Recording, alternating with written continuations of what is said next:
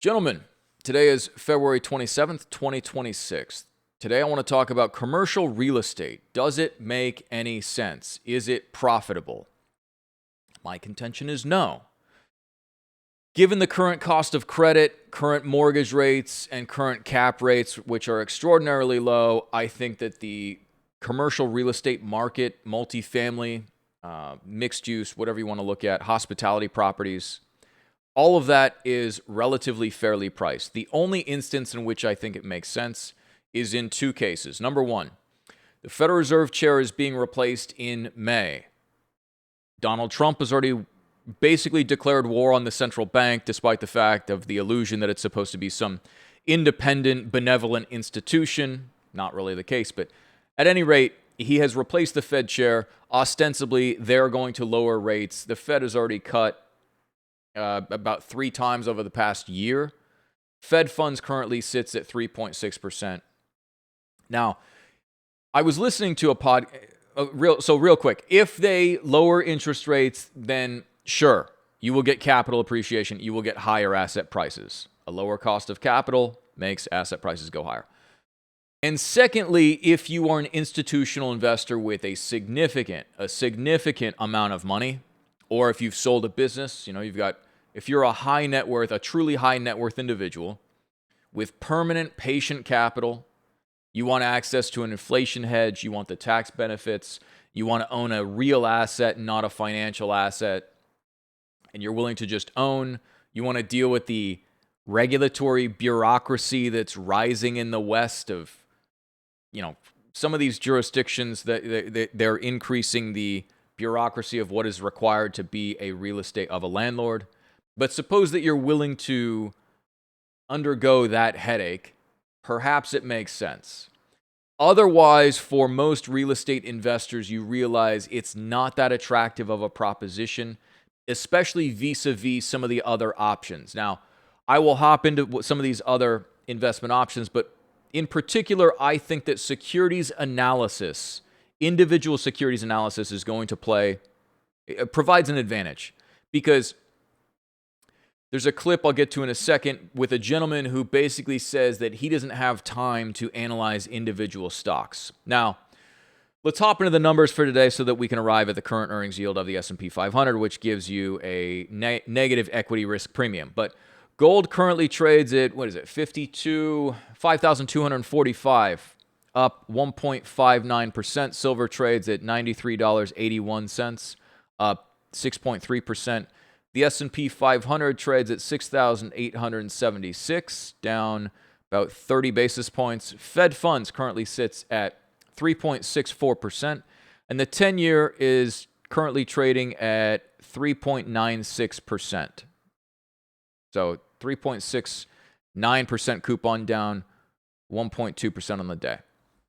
Now, the S&P 500 currently sits at, 6,855, with earnings for the S&P 500 of $233, which means that the S&P 500 index trades at 29.7 times earnings. Very, very high for an implied earnings yield of 3.6%. Now, if you have a 10-year treasury trading just under 4% and you have the S&P 500 trading at 3.6%, that is a negative equity risk premium of about 36 basis points. Normally, one would expect to be compensated for taking equity risk. The rationale goes that equities are riskier than what is the risk-free rate, although that is a dubious argument suggesting that the debt of the government is risk-free, ignores the fact that they repay with inflated dollars, which are worth less in the future. But that is glossed over. They just call the 10-year treasury the risk-free rate. Now, normally you would get compensated for taking equity risk, and there would be some sort of premium, and that is called the equity risk premium. Except equity asset prices are so high that either you should go by the risk-free rate, or something is amiss and people are willing to they're willing to pay more for risk assets, or something is amiss.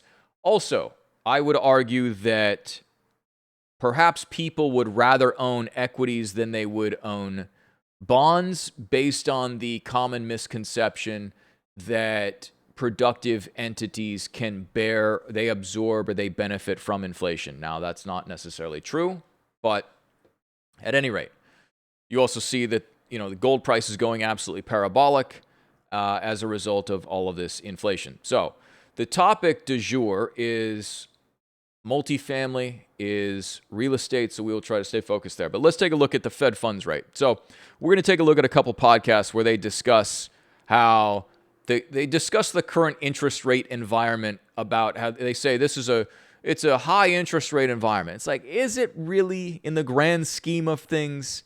Everybody, anybody on Wall Street, what is it? 70% of Goldman Sachs workforce is under the age of 30. So nobody who works at Goldman Sachs has been on Wall Street aside from a time when Fed funds was just basically zero. Zero cost of credit means that you bid up anything and everything with a pulse that looks like it's going to yield some prospective return. So briefly, from 2016 to 2019, we had Fed funds that rose from 0 to 2.4%.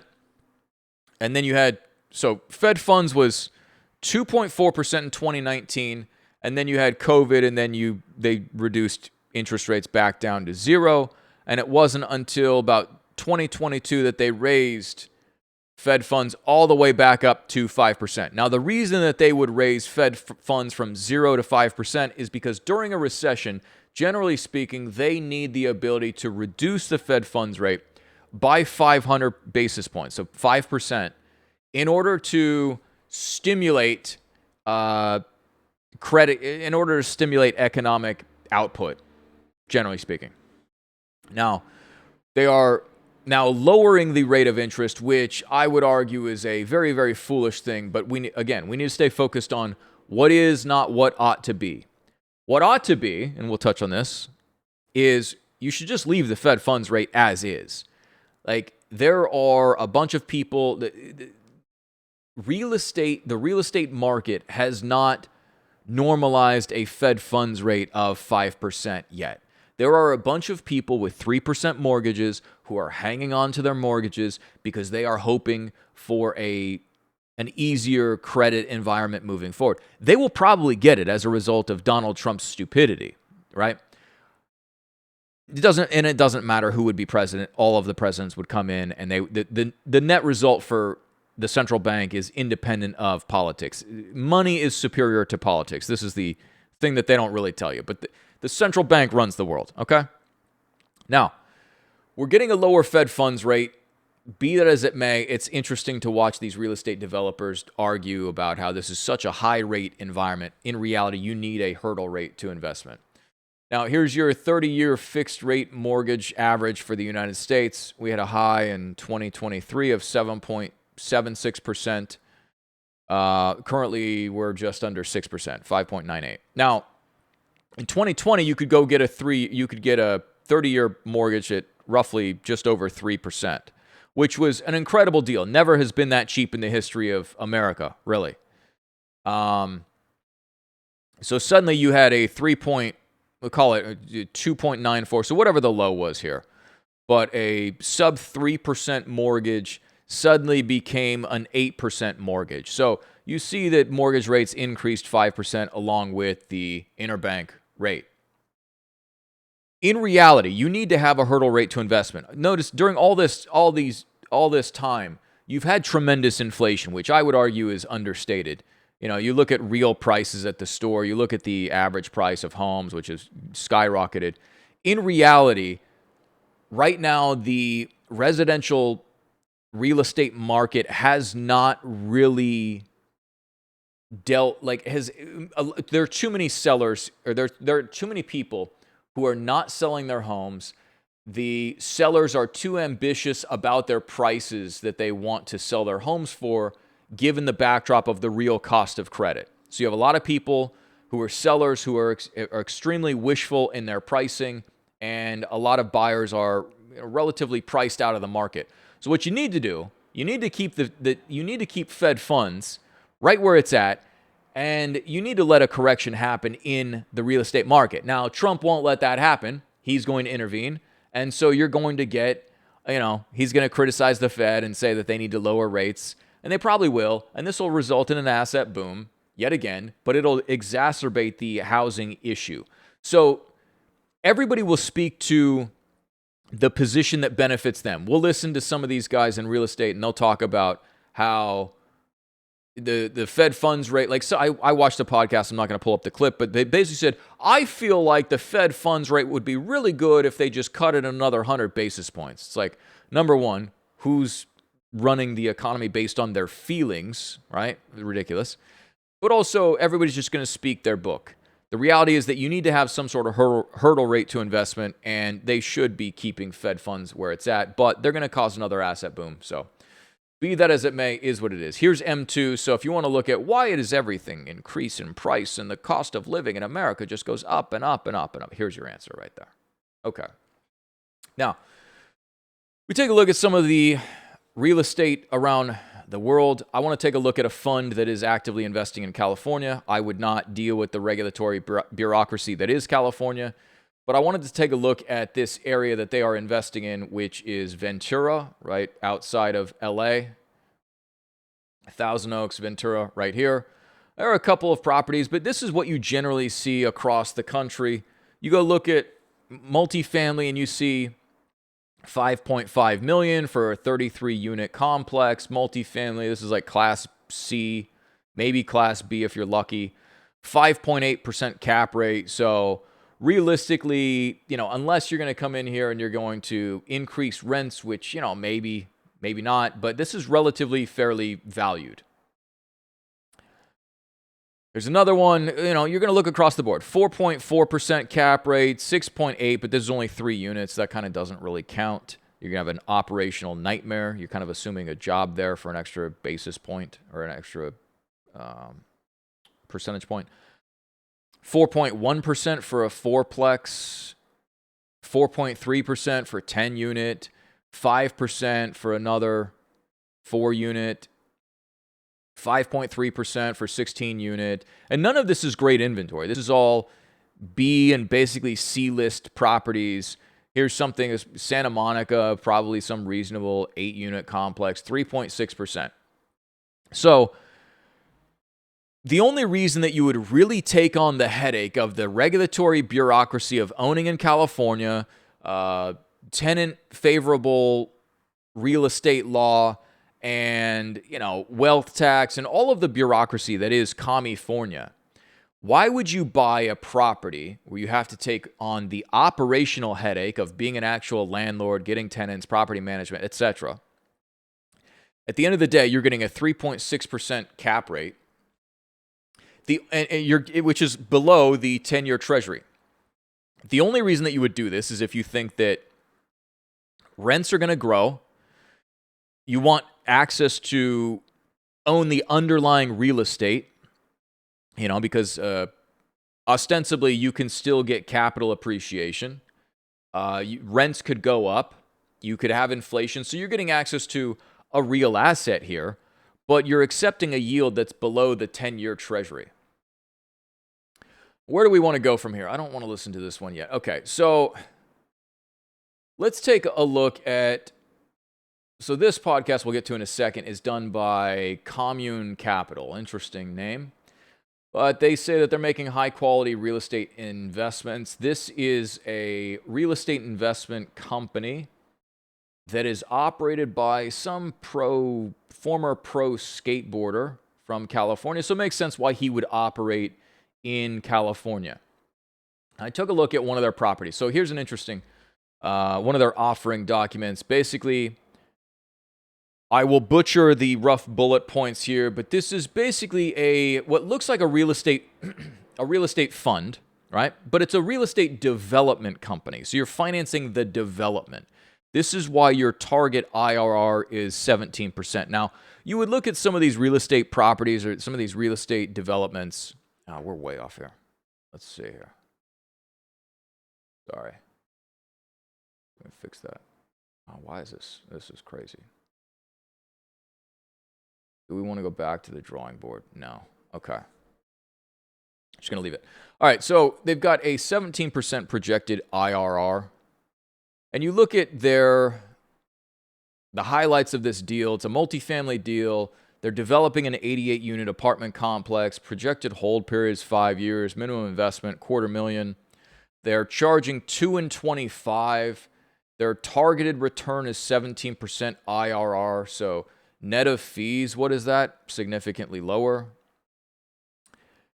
And then you realize they're coming in here, they're using quite a bit of leverage, and the reality of this deal is basically it's a real estate development play. It is not buying and owning. So to build a property like this, a reasonable proposition, to develop it, to be a long-term owner, I think that if you want to go from the ground up and you want to build and you want to go through that whole bureaucracy, that's an absolute nightmare, right? And could you have good returns on capital? Yes. Is there a lot of risk here? Yes. You're using debt. I don't know what their leverage ratio is, or they're using total equity $16 million, construction loan of $26 million, and I believe the rough gist of this property is basically they think that they're going to, again, I'm going to completely butcher this, but the gist is that they are going to basically double the cost, double the value of their property just basically through raw development. So cap rate valuation, so $64 million jumps up to $79 million, jumps up to $83 million. So they're putting in a cost of, what was they're putting in $16 million of equity, $26 million of debt to get to $42 million for their entire fund. And then they're projecting that this is basically going to be worth $83 million. So this is a development play. This is how they're generating a high target IRR is basically you put in $1 and you sell the brick for $2. All right. So that's real estate development. That's fantastic. But my argument would be, why wouldn't you just go? Although this is Imar Properties, a Dubai real estate development firm, not traded in the U.S., so here's why you wouldn't do it. But suppose that you get access to an international brokerage account where you can trade this stock in Dubai financial markets. You look at this company. This is in United Arab Emirates dirhams, so there's a currency translation here, but I believe the dirham is pegged to the dollar. They do $49 billion dirhams in revenue and gross profit of $27 billion. So this is a real estate development company as well, but significantly better capitalized. This is institutional grade. These guys are the largest developer in Dubai. And the argument here is that where would you rather own property at the end of the day? Would you rather own in California, which is very anti-capitalist at this point, very bureaucratic, licensing and entitlements and all of the bureaucracy that you have to go through to actually build a property it requires you to be a significant institutional quality investor or developer, because it's just such a regulatory bureaucracy at this point. It's going to take you multiple years, but that's what these guys are willing to go through. These guys are just willing to play that game. This is their backyard. This is where they're from. They're not going to move. They like California. And there are going to be some investors who are just willing to develop in California despite all of their bureaucracy. They're nice guys. They smile and they just say, "Yes, sir. Absolutely, sir." They play the game, and that's fine. That's good for them. But capital, a lot of capital, I think, is leaving California. They have their regressive wealth tax, and they've had a few billionaires who have fled to Miami.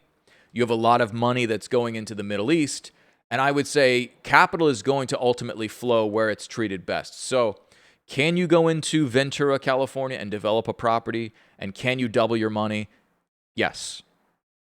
I would make the argument that think about the absolute nightmare that it is to actually be these guys. right? These guys are doing it well because they've got capital, they've decided on a strategy, and they're executing on this strategy. But this is an absolute nightmare, especially from an operating perspective. To go, to even deal with the city council and the years-long entitlement issues, etc. I'd rather let, like, if you're really just going to, I just couldn't deal with it. These guys, bless these guys for being able to deal with that and smiling and still operating in California. That seems like a nightmare to me. What seems more attractive is if you are going to, especially if you're going to be a passive shareholder. And I don't want to knock these guys. The gentlemen seem like upstanding individuals, and I'm not going to knock their fund or what have you. But as an investor, where would you rather invest? Now, if you live in Ventura, California, and you're a business owner there, you probably have a bit of an obligation socially to invest in your local community. And yes, of course, you want a multifamily complex that's down the street and makes the neighborhood nice, and that's all fantastic and fine. But if you are just some limited partner, you're agnostic to the developer, it's not your backyard, etc., I would much rather just own in Dubai and be a passive investor in a large, listed company with liquidity than I would take development risk in California, which is already proven to be very unfriendly to capital, for an unlisted private, Reg D 506C offering with no liquidity and a 5 to 10 year lockup period. And then we jump in here. Okay, what I wanted to jump down to is the margins. They have a gross margin of 54%. So this means roughly they're developing a property for 46, just simply put, imagine if you could build a property. This doesn't make any sense. I'm going to say $46. But imagine if you could build something for $46 and then you sell it for $100, right? You develop a building for $460,000 and then you sell it for $1 million. And then you take your money, you go back to the drawing board, you develop another property, $460,000, and you sell it for $1 million. That's a great business. You're just, you buy a brick, you put the brick on the ground. I get that it's more complicated, but the point is that for every dollar that they put in, they're getting $2 back. Now, and ultimately this translates into a profit margin of 35%. Very, very, very, very respectable, very high, significant, fantastic. Gives them a return on equity of 21%, a return on capital employed of 13%, a weighted average cost of capital of 5.4%. So there's a significant spread between cost of capital and the return on capital employed. Fantastic. You look and they've got some debt. They've got a tremendous amount of cash. They could pay off all of their debt. So they're very well capitalized, very profitable company. And you look at this company and they've gone up 364% over the past 5 years. Now, I understand that you could project a 17% internal rate of return on a private fund for a real estate development company in California. But then you look and say, yeah, but California is not friendly to capital. So at best, you're going to meet their projected internal rate of return. Then you've got fees. That presumes nothing goes wrong. That's in a best case scenario before fees. So I would much rather just go buy an individual security in a company where you look at the financials of the company and realize that it's, extremely attractive in my opinion. And this is priced at an earnings yield of 12%, where the company has basically grown at an average annual rate, notwithstanding this blip in 2022, you would call it an average annual rate of about 20%. So would you rather buy a California development? And I didn't mean to pin this, I'm not trying to single these guys out with their fund, but you see these guys developing and they're active on social media, and they're probably one of the more institutional grade, legitimate. I don't know them, so do your own research. I'm not vouching for anybody, but the point is, they're an institutional grade. That's an institutional investor would invest in that sort of a fund, and you're taking on development risk, but that's not real estate investment, not real estate ownership, that's development risk. So would I assume development risk? Absolutely. But if you're going to assume that kind of development risk, why do it in California when you could do it in the Middle East, which is far friendlier to capital? You have Ray Dalio, which just opened up another extension of a new office in Dubai. And you have Ray Dalio. You have a lot of money that's going into Dubai right now because it's very pro-business, very pro-capital. It's somewhat of a neutral jurisdiction that actually seems to care about being pro-business, being pro-capital. So I would much rather go own a proven earnings yield of 12% that's growing at an average of, call it 20% per year, than I would to take on a fixed best case scenario of 17% projected IRR that has exposure to California. So just a thought there. And then what I wanted to highlight, I believe that this gentleman is his chief operating officer. And Mikey Taylor's a former pro skateboarder, founder of Commune Capital. That was the deal we just took a look at. No shade to him, respect to him for taking on the bureaucracy of developing in California. I don't think that I could be able to do it. But he poses an interesting question right here. Right. So for me, I look at it higher level on my allocation. Instead of having 600,000 of your $1 million in these, value-based high, maybe I'll call it high risk for lack of a better term, but higher risk potential companies.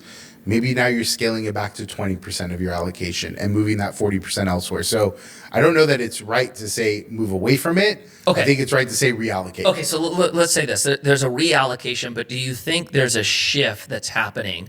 And I do think this happens when you go through corrections where people, you know what, I was focused on more high risk, or my assumptions were like, we're going to see radical growth. Things shift, prices correct. And I think you naturally see people go back to the fundamentals, right? Do you think it's just... They're talking about stocks, by the way. Just a reallocation instead of 40% towards, crazy growth assumptions, it's 20? Or do you think now it's, you know what, I'm going to put more attention towards the things I know. Companies with a strong balance sheet, right? Maybe they're looking at like businesses that actually bring in cash flow, like your energy producers, your utilities, your kind of large industrial companies that are paying dividends. Do you think that naturally becomes more desirable during corrections? More desirable, yes, but how practical is it? I don't think it's that practical. You don't? I don't think, maybe let me just speak for myself. I don't have the time to do the research on the companies that I invest in to hit all the check boxes that you just walked through, right? So for me, I look at it higher level on my allocation. If I allocate away 40% from the higher risk investment, companies to the lower risk that are more stable, have earnings, have a, dividend that's been going on, have been around for, let's call it a century or so. To me, I'm good there as long as I'm diversified. Okay. And also for me, like I diversify into non-correlated things. So to me, like I achieve that threshold there. For me to take the next step and then say, oh, okay, not only am I going to reallocate 40%, but I'm also now going to be very selective about the companies that I invest in. I personally don't have the time to do that. And my assumption is most people don't. Okay. I think that's an interesting... I think that is correct. I think both of these gentlemen are intelligent. It sounds like this Mikey gentleman does have the time or the intelligence to be able to select individual stocks. He seemed a little surprised by the answer.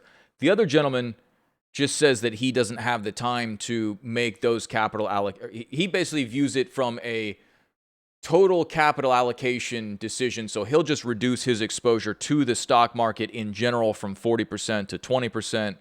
Given that equity asset prices are so high relative, valuations are so stretched, he will just reduce his equity asset allocation, and he views it from a higher level from an asset allocation perspective.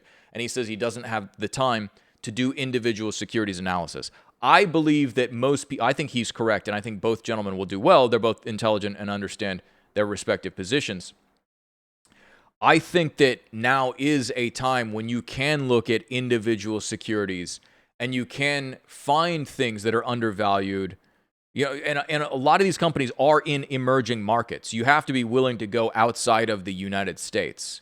But this also supports the narrative of the rise of the global South. You see that the United States is still the dominant, is still the issuer of the world's reserve currency and is the world's premier capital market. But just like you see that California and real estate is becoming more bureaucratic, and therefore the only way you can do it is if you really take an institutional grade approach. The same applies to capital markets in general, where it doesn't make much sense. Most of these companies in the West don't make much sense unless you have a lot of long-term patient capital. Even so, I think valuations are just completely stretched. So I think that there's a massive opportunity to look at emerging markets, and you realize that if you're willing to do individual securities analysis, which was what Buffett and Munger did that allowed them to double the rate of return of the S&P 500, I think that's where there can be outsized returns, and there are pockets of significant opportunity. So instead of buying the S&P 500 at 29 times earnings, you can go buy, for example, our example here, Imar Properties, and you can buy for a PE ratio of 8. I mean, that's attractive. That's a legitimate, in my opinion, that's a legitimately attractive proposition at a 12% earnings yield, significant margins, well capitalized in the Middle East. And this is something that is not on most investors' radars. Neither of these gentlemen are probably investing in Imar Properties or investing in the Middle East. And I think if you are an enterprising investor, you realize that individual securities analysis can serve you. And you realize that, I mean, even as compared to our initial point was to talk about commercial real estate, and perhaps we'll get back into that in a second. But Imar Properties, this is a real estate development firm. I'd rather own the company that's already doing the real estate development, that is the premier developer of the premier jurisdiction in the Middle East, that offers a 5.9% dividend yield. Like, that's higher than your cap rate on any of these properties, and you're not taking on any operating risk. They're doing it all, and they are a proven operator, and they're not even paying out all of their net income. Okay, one more clip to prove the point, and then we will leave it there. I want to watch this one. So this gentleman is a real estate investor, developer, has gotten into the hospitality game by developing hotel properties. Hotel with my girlfriend during the holidays. They do like ice skating on the beach, during the holiday season, which is pretty cool. But we're sitting at the hotel bar right there in front of the ice skating rink where we're closing out for dinner. The bottom of the receipt, they have this little fee there, and the fee actually is like a 1% fee on everyone that's dining there getting drinks, but it goes toward their renovation, which is crazy. So, anyways, what we do with all these hotels is we'll put in a amenity fee at the hotels, and so we'll find a way to include some sort of like free breakfast.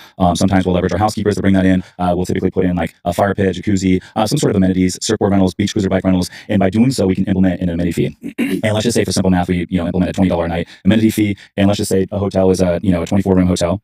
We're looking at 365 nights in a year, and let's just say that we average a 72% year-round occupancy. We're now increasing the NOI by $126,000 just by implementing that fee right there. Like I said, guests are already expecting to pay it. You're actually producing and giving them some sort of accommodations out of it, so you're enhancing. Okay, bro. No disrespect to this gentleman, right? Because respect the hustle. Sure, I get it, but like, this is everything that is wrong with, not everything, but like this is what is wrong with America. Like you go to Verizon and they advertise to you endless data, unlimited data and customer, whatever, unlimited data, call, text, whatever. You're like, okay, an unlimited phone, $69. You get your bill and it's like $269. You're like, that is across the board in America. And like, if you're getting an extra $100,000 just because you tack on a $20 a night amenity fee as an operator, would you do that? Probably. Is it ethical? Dubious. But it's just like, yes, it's going to juice your yield, but this strategy makes it hard. Like, it's just, it's somewhat unethical. I dislike this. This is just like, just charge $260 or whatever you want to charge for the room. And I get that your competitors will do shit like this and you want to be competitive. I hate shit like this. This is the worst experience. I think it's terrible for a hospitality property unless, yeah, you're going to budget, whatever the fuck in and you get dinged with a $20 fee. But on the opposing side are investors who are just trying to juice their NOI so their cap rate can be higher so they can sell the property to somebody else. It's just like, this is why the quality of things decay over time. Anyway, move on. Seen the experience, but at a 7% cap rate, we're increasing the value of that asset by $1.8 million. And so, that's one example. Right. So he makes the argument for why add a $20 fee? You add $1.8 million to the sale price by adding an extra $100,000 some odd dollars to your NOI. It's like, yeah, but you fucked your customer to get anyway. Like, whatever. Of how we're forcing a lot of appreciation with these hotels right now. But I guess let's just use that 24-door example. Mm-hmm. How much does the owner actually make after all expenses from owning that property? Yeah. So like I said, the cash on cash, we like the low double-digit returns. And then we like to force a lot of appreciation in terms of, increasing that NOI. If you want to So you're going to get low double-digit returns, cash on cash. I refuse to believe that. I don't think you have a cap rate that's double-digit. Maybe. Like a return profile, like I would say when we underwrite these deals, we typically have a 10-year target hold period because I don't know what's going to happen in the short to midterm. As far as where we are in the rate environment, we've been in a high interest rate environment for 48 months now. Mm-hmm. And granted that the Fed just came out and did 3 rate cuts to end 2025, but yeah. Also, to call this a high rate environment with a 4% Fed funds rate, like, it's not high rate, bro. You have to have a hurdle rate to investment. That's not a high interest rate environment. We'll see where this leads us. But anyways, I want a long-term window. I believe the way to build true long-term wealth in real estate investing is to buy in good locations, let time do its thing, let inflation do its thing, and let's not forget the Federal Reserve has printed 80% of the money supply since 2020. Now, a lot of those chips have been off the playing field with the high rate environment, but as the rate environment normalizes, and it will normalize at some point, we're going to see a lot of that money re-enter the arena. But to answer your question, 10-year time horizon. Well, I guess Brian's looking for more specifics. So if let's just say the 24 units going for, what are they going for per door right now in these markets? As far as the sales comps? Yeah. So in California, most of the sales comps, on average, you're going to look, you're going to see stuff trade between the 200 and 300 a door kind of range. Okay, so let's just use a 20 unit building in Cali. 300 a door is a $6 million valuation. Mm-hmm. My guess is you guys are trying to pick it up at 200 a door, knowing that you can push it to 300 a door. Yep. And then maybe you're all in at 250 a door and you got a current value of 300 a door. Yeah. I guess Brian's question is, once you have debt in place, and obviously it takes time to stabilize it and get those values, it's not going to happen overnight. But what is the cash flow on that at the end of the day at, call it a $6 million property that's leveraged at, call it 80% of value. We're at, what is that? 4.8 million loan, $6 million value. Yeah. Is it like apartments where it's kind of like you break even and you're forcing appreciation and then the money's made when you sell later?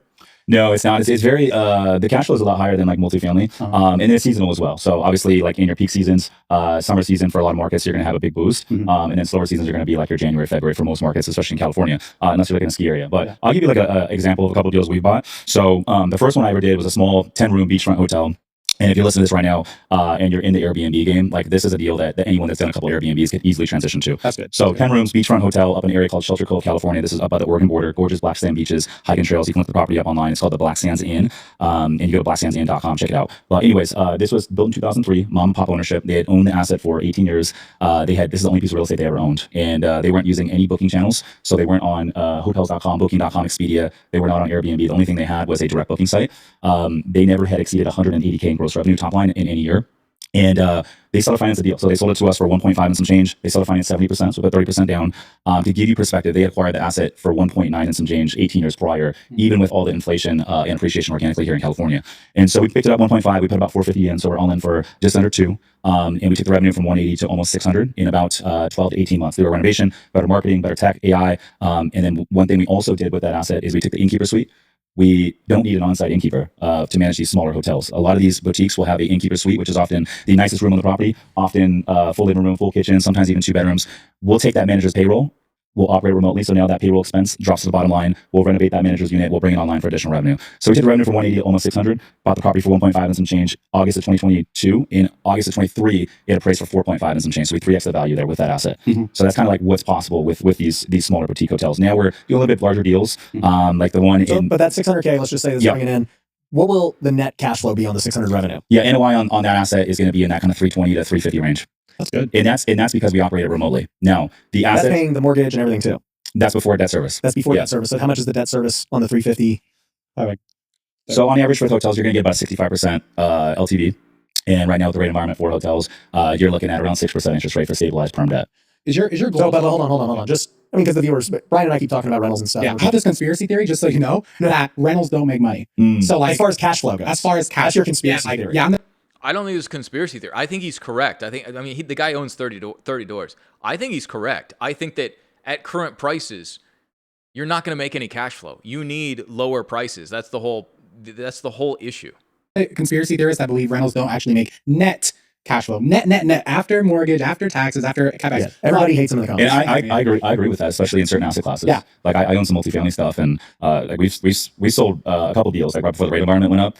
And these like 1960s product, they never cash flowed the entire time we had them plumbing issues. Yep. And these syndicators came in and like paid crazy amounts of money for them right before the rates went up. I'm like, damn. Yeah. But I agree. Yeah. I think the one caveat to that is still Airbnb's in the right market. Yeah. Like I got an asset in Scottsdale luxury that does really well. And I think buying boutique hotels in the right area can do very well as from a cash flow perspective. Other asset classes like industrial, I don't know. Yeah. I'm not an expert in those asset classes, but I will say, boutique hotels done right is the one caveat to that. But but just to finish this thought, right? Like, let's just say, so the debt was refied at $2 million because that was the all in, and you got this 4.5 million. Or if you took more cash even out of it, then the payment's higher now. So it's like the mortgage on a $2 million loan, $2.5 million loan in commercial right now is probably. Well, we could do the math right now. So let's just say $50,000 a month. let's just say a $2 million loan at 6%. You're going to pay $120K in interest. Yeah, principal, and so taxes. So with that NOI being 320, 350. Yeah, but he's going to pull his money out. He's going to refi. He's going to pull out whatever, a couple $1 million, maybe, sure. And I guess that's the deal, and that's you just move on.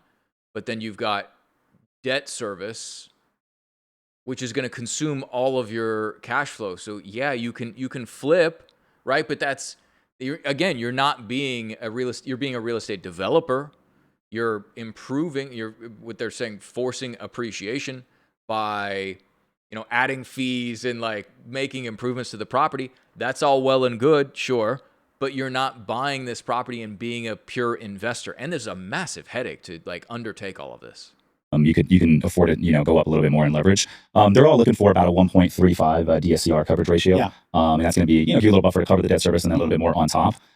So we'll see. It's going to be a very interesting year with the rate environment. Yeah. We'll see, how this kind of shakes out. But dude, if you would have told me, or any real estate investor for that matter, that we would be in a high interest rate environment for 48 months, the rates would essentially double. Yeah. And we wouldn't see this crazy freaking recession. Mm-hmm. And this collapse, I would have thought you were crazy. I mean, wouldn't you agree with that? Yeah. No, it's been brutal. So is your plan to acquire all these hotels, like build this big portfolio and then sell and cash out? Is that the play? So for us, so we have a fund. This is the first one. We have 6. Okay, they got a fund. That's great. Top comment. I respect the hustle, but the net cash flow breakdown was crazy. I agree with that. So leads me back to my original conclusion. Would you rather go through all that hassle, buy a property, have to negotiate with the owner, implement AI, run the operations, figure all that out, or would you rather just go buy a 12% coupon growing at 20, 30% per year in a more favorable jurisdiction where you've got instant liquidity? I will leave that up to you. But as far as I see, I agree with the bald man. I don't think that you're generating any cash flow from most of these multifamily or real estate, commercial real estate properties. I think it's more or less just a long-term patient capital play. If you have institutional capital, if you want to just own real assets, I think that's an intelligent move. But you have to have real money. You can't be borrowing to finance this. You're just getting a nominal coupon of 5 or 6%. You're owning. You're getting a capital appreciation. It's a real asset that somewhat benefits from inflation. And in that instance, I think it makes sense. And then also, if they lower interest rates, yeah, that'll take up asset prices. But as it stands right now, I think there's so much institutional capital chasing so many assets that they're fairly valued. And I would much rather I didn't even get to the other stock that I wanted to get to, but there are other stocks that are priced at, again, in emerging markets, there are some other stocks that you can, again, similar margins, you're getting 20 to 30% net margins growing at 30% per year, priced at 7 and 8 times earnings. And you look at most institutional investors in the West are not doing that. They've been taught that markets are efficient, that they should just play an asset allocation game, and therefore they just view stocks as the S&P 500, there's stocks. And they buy a low-cost ETF, and that is their stock allocation.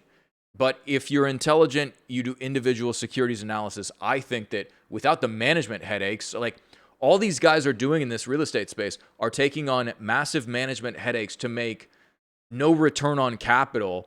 Yeah, they get the capital appreciation over time if they can stay in business, but they're taking on a massive headache, and that's notwithstanding the potential for either higher financing costs. Like these guys can't actually carry these properties for a long period of time. So I don't think that makes sense. No shade to these guys, no disrespect to them. I don't see it how it's like tremendously profitable. Maybe some niche boutique hospitality properties, if you want to go play some niche boutique game and try and force appreciation, that could be an angle. But at any rate, I think that owning individual securities is far more attractive.